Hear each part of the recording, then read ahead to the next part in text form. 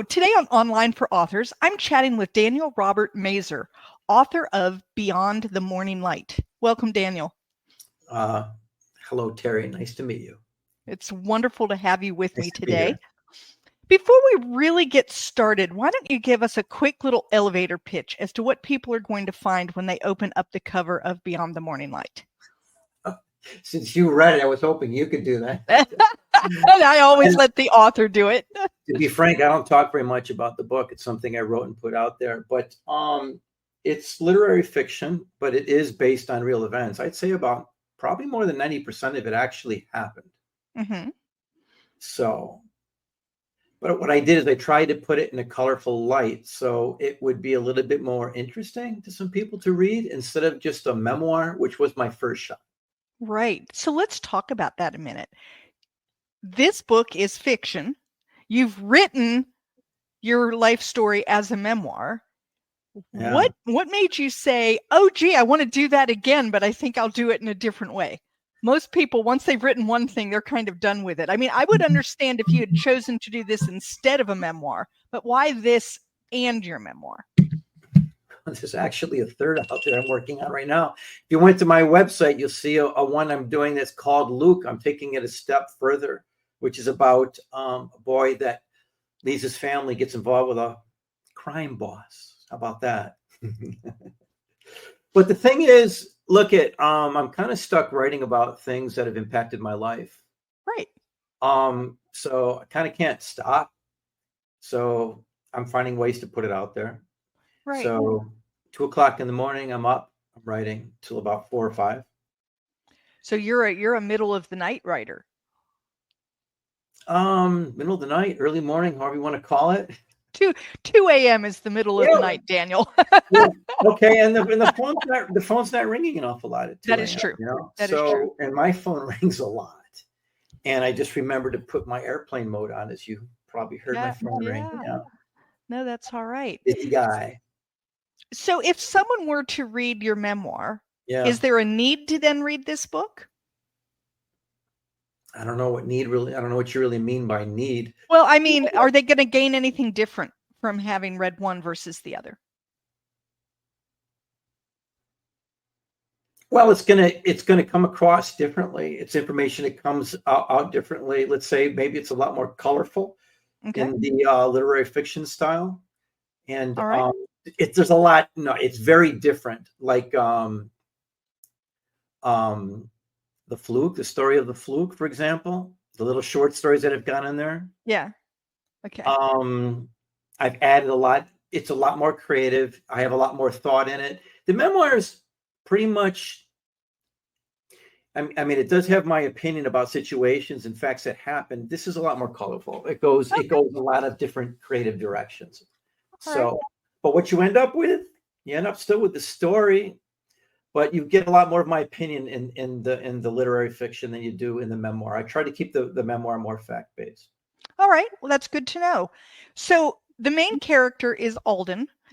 He's got a really rocky relationship with his father. So let's talk for a moment about like family dynamics and what we're going to find in Beyond the Morning Light with these family dynamics.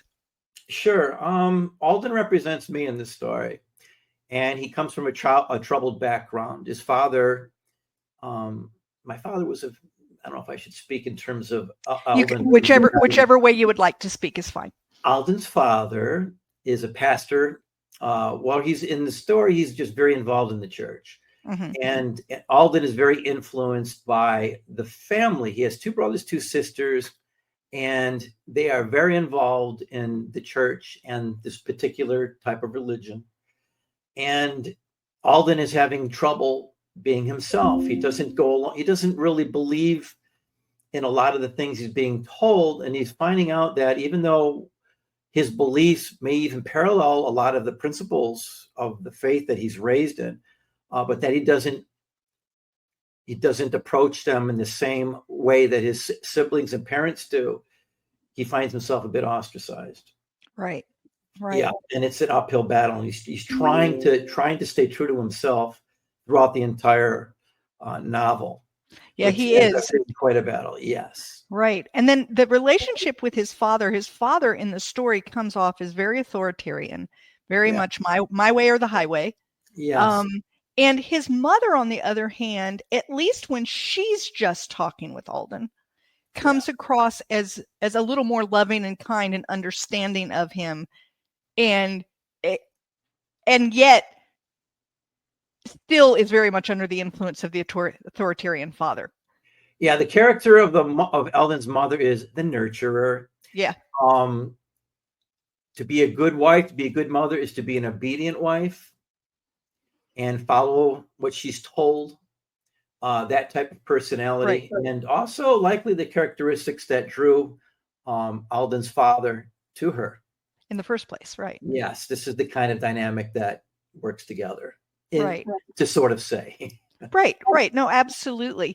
And so when you have that kind of setup, then when there's an issue, and there is an issue in this book, when there is an issue, then we have to deal with, whose personality is going to stand out the strongest. And we see Alden trying very hard to both respect his father, right, and respect who he is. And in the end, he, you get the conflict. Right. And the family dynamics here, the siblings and everyone, there is not much communication. Yes. The communication that exists is more like dictation from top down. There's no real, well, here's my issue. Here's how I see this. Let's talk about this. No, here's the program. This is what you need to follow for peace in the family. Right. And sometimes I noticed the mother does some communication, but it's more in quiet little actions on the side that she hopes maybe aren't noticed, that she can maybe kind of just let it happen. For instance, in the very beginning, Alden is allowed to stay home from school for a day. Right. And his father probably wouldn't have allowed that to happen, because he would have said, Alden can just go to school. It doesn't matter that he's not feeling well. What's Alden up to staying home today? He doesn't look that sick to me. Yeah. Right. Doesn't like school so much. So what do you have? You have a test today? Yeah. Right. That kind of thing, which of course, as a parent, I'm a mom, I have 4 kids, and there were definitely times where you'd look and think, are you playing me? Because I feel like I'm being played. So there is some reality sometimes to that idea of, what are you doing here? But his mother seems to, like I said, communicate through these little tiny actions. These little, she doesn't say, hey, Alden, I love you so much, and I can see that you're struggling, and let's talk about it. But she does say things like, I think you could use a day. Oh, Alden, you're not feeling well. Why don't you rest? Oh, I'll make some breakfast for you. It'll be downstairs. It'll be Ma'am, Grandma's here. It'll be something special you can have. Yes. Oh, call us if you need to. If you're not feeling well or you want to talk, call. Or when the father comes home in a fit of rage and puts Alden on the spot. Oh, why don't you go upstairs now and rest? That's It's, like I said, she shows her love, but it's like in a quiet, behind the scenes, please don't notice me.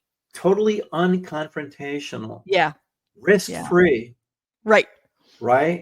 The safe line, anything where there might be some dialogue that's required that doesn't go along with the top-down direction. No. Then there's silence. Right. Yeah. Absolutely. Absolutely. You chose to set the book in essentially a 24-hour period of time with some flashbacks, right? With some flashbacks. Yeah. That's very ambitious, to try to tell the story of a young man and his family, especially this complicated family, in a 24-hour period of time. What made you choose that format? Well, there's specific events that I wanted to write about that I thought presented the situation as I wanted it to be seen, right? So I picked a number of them in my little, notebook as I was considering what I'm going to write. I'm like, well, you know what? I mean, I could put all these into a day.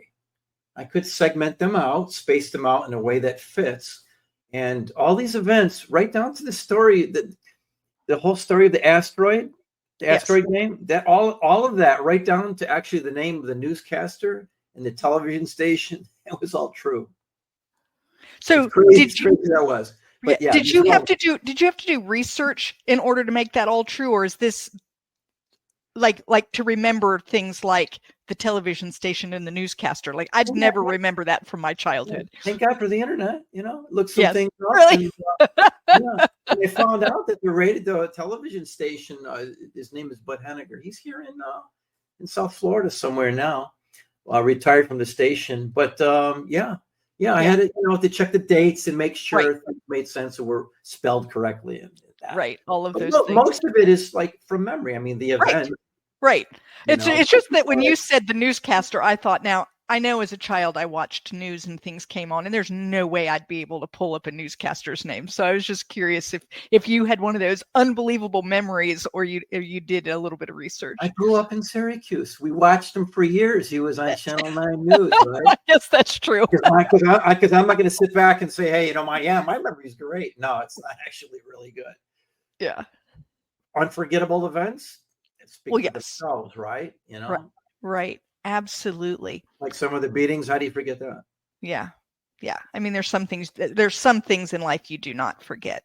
Some of it was a bit risky in what I wrote, because I know it sounded a little bit grotesque, like the beating of the dog. Yeah. Heidi. Yeah. With the switch. Yeah. It's kind of grotesque, but is what it was. So. And I think, although it was gross, I think it helped to really clarify people's roles, which you needed to see. You needed to see the anger. You needed to see it, and you did it in this short span of time. So if we had had a long story where we got to know the characters over several years, maybe that story would have been overkill, too much. You know what I'm saying? But sure. because we had to get to know characters quickly, and we had to understand who we were dealing with in this short time frame, you did have to do some, maybe a little over the top, even though it's true. And I'm not saying that, I'm just saying over the top for people reading it. You needed to really understand very quickly, who are we dealing with? There's no over the top in the book. I mean, like Bumpy the Frog was very, straightforward. Right. There's nothing crazy about the frog. Nothing at all. Very over the top story that I wrote about the frog. Yeah, but it's okay, because I think that, like I said, it teaches the readers very quickly who we're dealing with and why. And the story of the frog, Terry. Yeah, let's talk about that. I recall about that, but do you recall the verbalizing the story about the shrinkage of the frog between the hands? Yes. So I did actually have this dream. And it was that I could see it today, but it wasn't a frog that my father was crushing between his hands. It was a demon, but the frog kind of represents that in the story. Yeah. Right. Absolutely.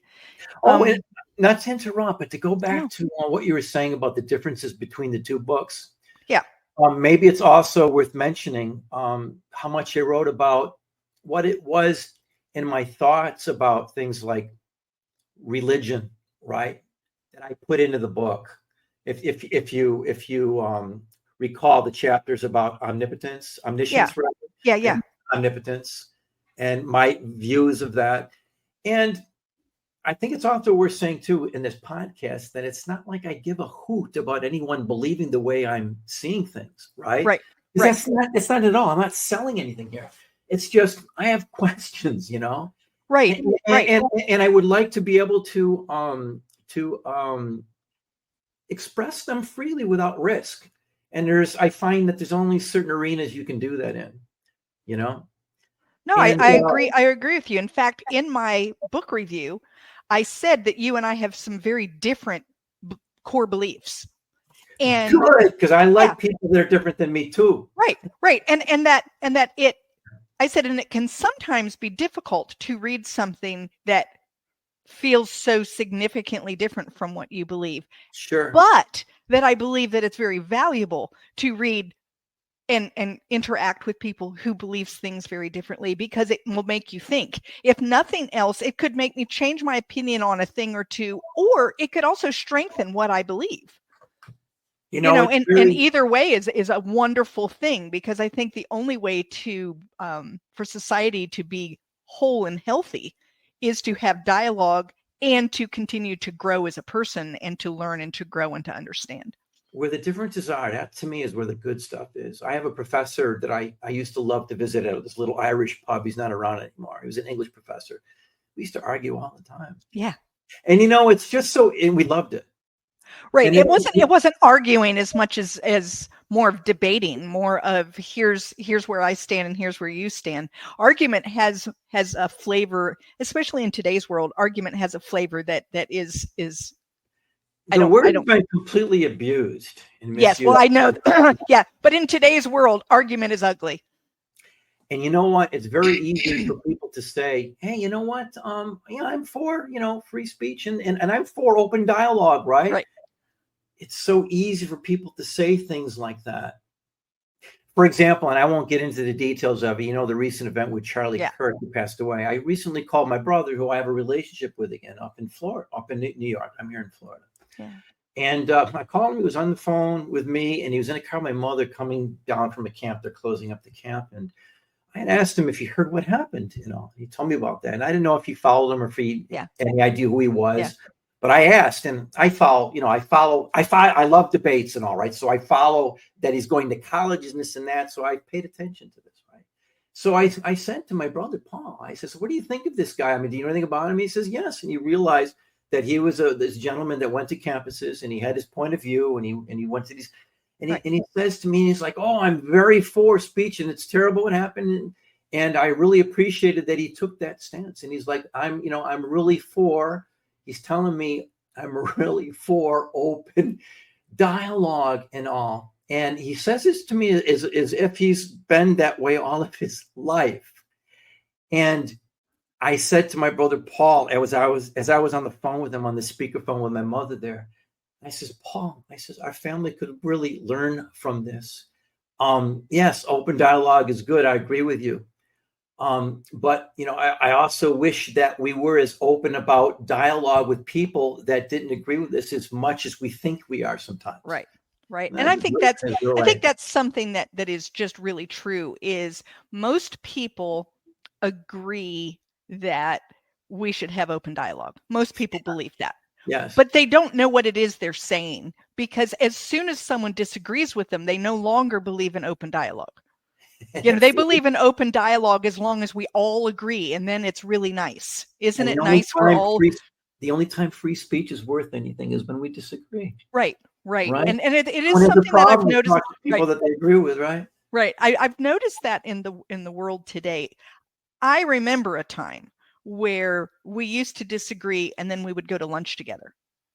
Yeah. There wasn't a problem. You didn't always agree, and you would state your belief, they would state theirs. You would either change beliefs, understand them a little better, or just agree to disagree, and then you would go to lunch and everything was fine.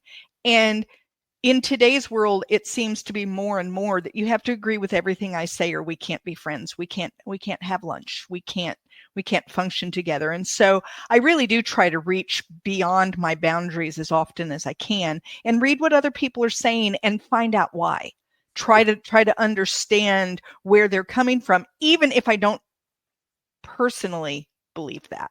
It'd be a boring world if we could only talk to people that agree with us anyway. Well, not only that, you try to find someone that agrees exactly the way you agree, Daniel, and you'll be talking to yourself, because nobody has exactly your set of beliefs. You know what? And there's a lot of important stuff here in what we're talking about that is actually the reason I've written what I have in the 3 books that I've worked on, the 2 that I finished, the one that I'm working on now.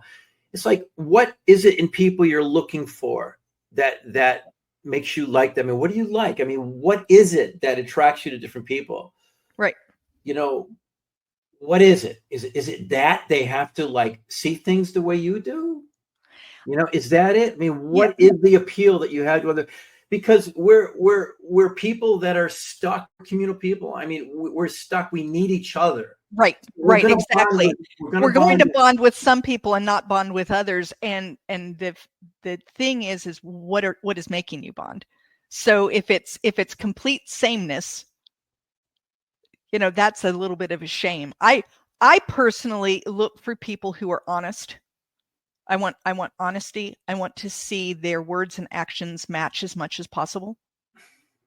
Terry, don't you think in the world as everyone lives their day, aren't we like being attacked with sales pitches? I'm like all over the place. Advertisements. Oh yeah, everything. People knocking on our door, the phone calls, the telemarketing. I mean, like everything everywhere, right? So as we know that's going on, how upset can we be with people that are persuaded by some people that are really good in their pitch? Exactly. They might have been let off on another trail, right? Right. So, no, exactly. But yet, these people can be very worth having part of your life too, though, right? Absolutely. And why would you shut these people out if they're even trying to sell you what they've bought into? It's like, there's a time and a place to say things too. I mean, maybe in what you know that you're so sure of that's true, maybe there's a time and a place to bring that out. And maybe it's not yet. Right. Maybe it's down the road or whatever, right? Right. And just because we disagree and maybe even some important things, you see what's going on with politics and all, right? Oh yeah. Right. But and in some ways, I don't want to bring up much about someone like I mentioned, Charlie Kirk, right? Right. But I think it's undeniable that at least some of what he did, he was very good at communicating with people that have of opposing views, but opening up and not being so rough with it. And I know people can make their case. Well, he said this and that too, and whatever. And and I wouldn't even dispute that because I've heard some of that and all. Right.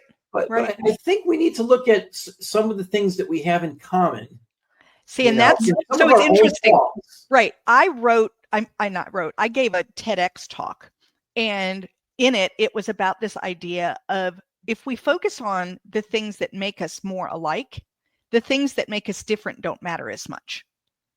So, you and I can sit down. I am sure after talking with you just for a few minutes that you and I could sit down and we could have lunch together and we would have a fabulous conversation.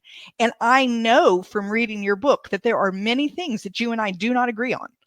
Okay. And that's okay. I'm sorry, go ahead. No, it's just because we can find similarities. For instance, one of the things that you brought up in the book, which I love, is that people tend to do what's easy and comfortable rather than what's right. That it's easier. It is easier. Like if it's easy and comfortable, you just kind of stay in your little bubble. You just stay in your little lane. You know what's right. You see it. You might even say to yourself, oh, I probably should say something, but you don't. I'm not a Christian, but I believe in carrying the cross and bearing it. I mean, looking to do the right thing so often comes with consequences. Yeah. Focusing more on the right thing often means that there's a price. Nothing in life is free. Right. And you have to be willing to pay some dues for that. Absolutely. Absolutely. So yeah, I mean, I may not be a Christian, right? But I read the Bible all the time. I find a lot of value in there. Right. That I live by. And I often hope, I would almost say pray that some people I know who are good Christians pay a little bit more attention to what they say they believe in and what they're taught instead of, going to the common denominator, defaulting down to, well, this is what protects me and makes my life easy. Right. Absolutely. And here's the thing too, though, because some people are of such a personality that they're not happy if they're not feeling like they're doing something of good character or they're being a decent person. Right. It can be torturous for someone to be afforded the comfort that other people strive for and sacrificing the integrity. I have an uncle like that. He'll call me crying if he realizes a week later he said something to me that was all wrong and he might have offended me. He'll call me. I'm sorry. I'm like, yeah, I get it. And the other thing I wanted to say that when I said I was starting to interrupt you, which I'm sure I did, is that when you talk with someone for a little while and you get to know them a little bit, you can kind of tell who's of decent character and who kind of cares about you and cares about other people. And the other ones that are maybe a little bit more selfish and they're just, doing things for themselves and aren't afraid of making someone else pay for their misdoings. Right. You know, right. And as complicated as kind of this stuff might sound a little bit, I just wish people looked at some of the grain, looked at this a little bit more granularly and kind of picked things apart a little bit more carefully and looked underneath the words and the verbiage and the pitches that people say and kind of see, who people really are and not judge them so much necessarily on what they say and what they want to be hearing, Right. Which is why I say I like to see people who say things and do things and they match. Yes. So if someone is saying it and the actions that they consistently do go with that, even if I don't agree with them, I can respect that. This is something they believe in. Sure, and they consistently act in that way. Yes. Then I can have a strong level of respect, even if I disagree. Sure. Yeah. There's that. That's a biggie for me. I've met a lot of people and have dealt with a lot of people who say one thing and do something else completely. And yes, there's a lot of that. Now, my story, I'm not a victim. I don't mention victimization or anything. I don't believe in any of my books. Well, actually, I do in my memoir, because I have a family member that believes this family member is really a victim.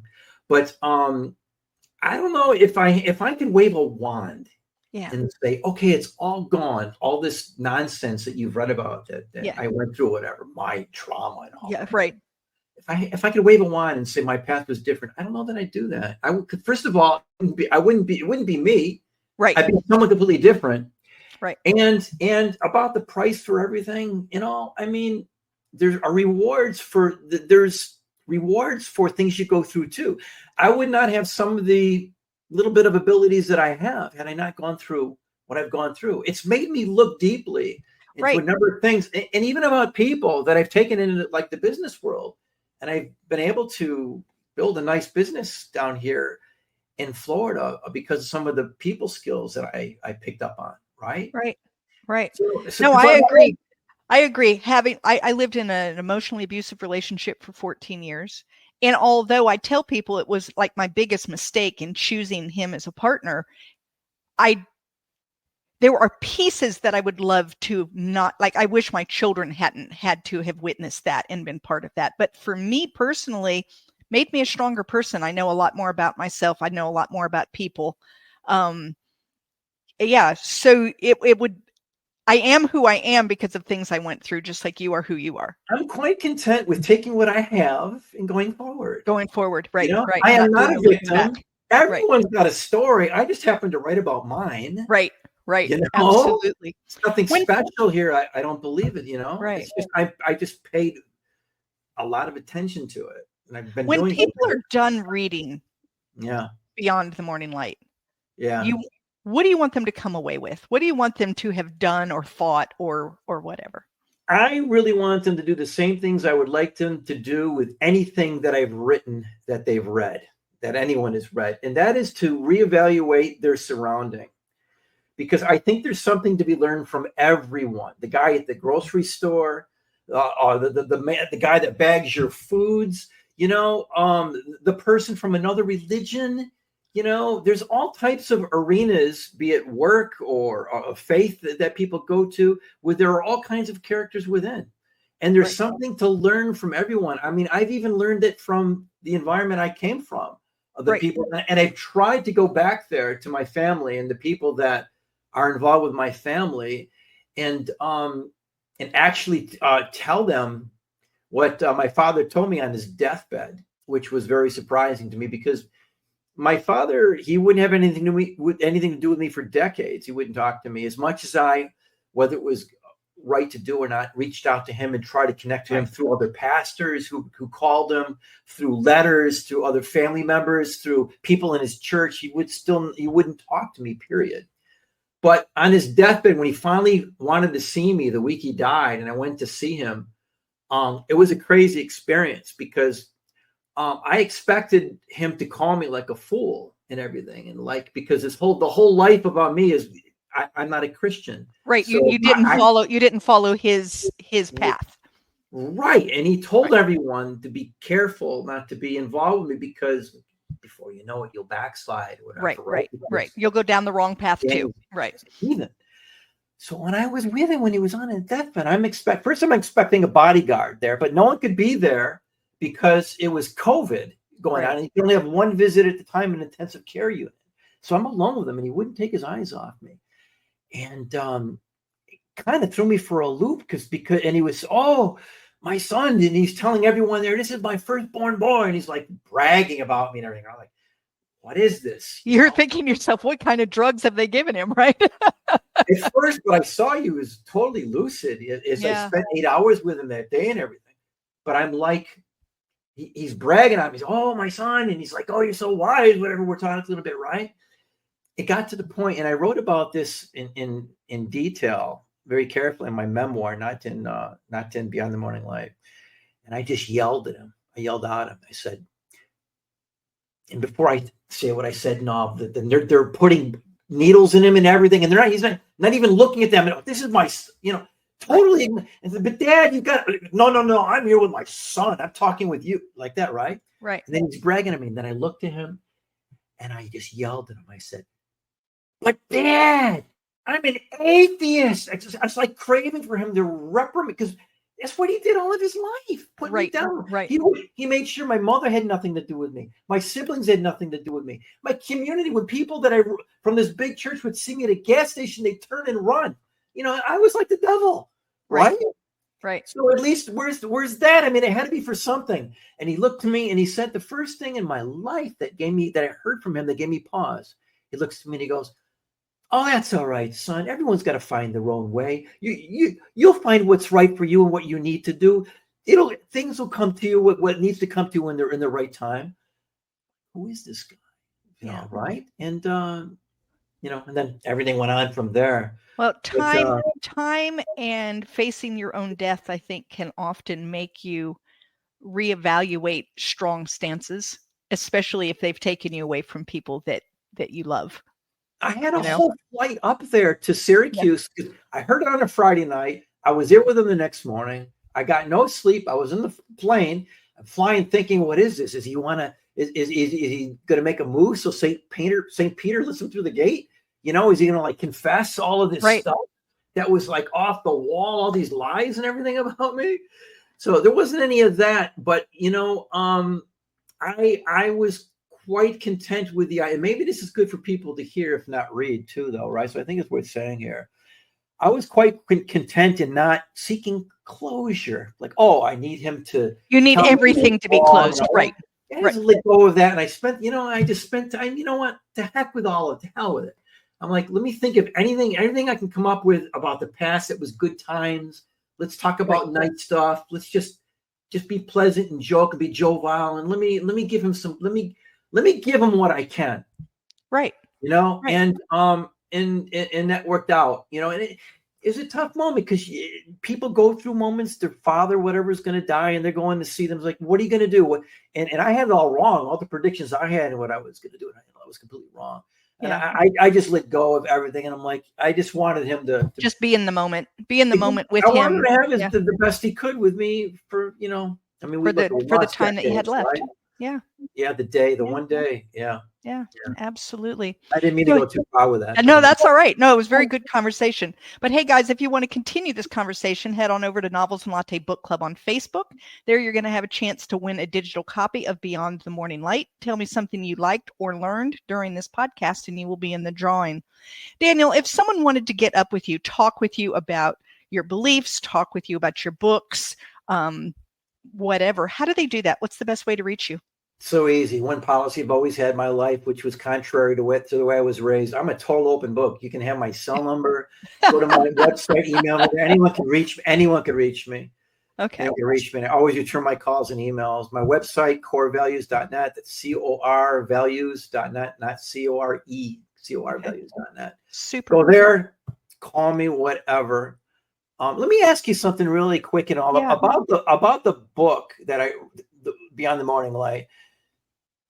Give me your straight opinion. You read it. You read it from No, like back? I enjoyed the book. I found it very valuable. Like I said, it was a little hard for me at times because I am Christian and I have very strong feelings about that. And so when you're reading something that is like butting up against that, it can be a little, you know what I'm saying? But sure. I absolutely. And I hit it hard. I hit something hard. Yeah, you did. There were a couple of times that you really did hit it hard, and a few times where I found myself saying, he's wrong. Right. And I very well might be. Right. And that was okay. And I think though that in the end, what I loved was it made me stop and evaluate a lot of my beliefs. Why do I believe them? Do I believe them? And then more than anything, what I loved was that I was able to find so many intersections of things that we did believe together, despite something very large that separated us. I thought it was very interesting. It was a good book. And about faith, today I'm a Christian. Today I'm an atheist, right? Yeah. Tomorrow, I don't know. I don't know what I am, whatever, right? But this is how I see things at this moment, right? Right. Who knows, Terry? Maybe in the way you believe your faith and all, maybe we have a conversation someday that maybe I think more like you. Yeah. And I think that's what's interesting about these kinds of conversations. Well, Daniel, I want to thank you so much for being with me today. Guys, how to get up with Daniel will be in the show notes. Run out, grab yourself a copy. Make sure you leave a review. As authors, we love a good review. And Daniel, thank you for being with me today. Terry, I enjoyed talking with you. Thank you for listening to Online for Authors, where I, Terry M. Brown, author of character-driven fiction and host of the podcast, introduce readers to characters they'd love to invite to lunch. Tune in next Tuesday for another podcast episode.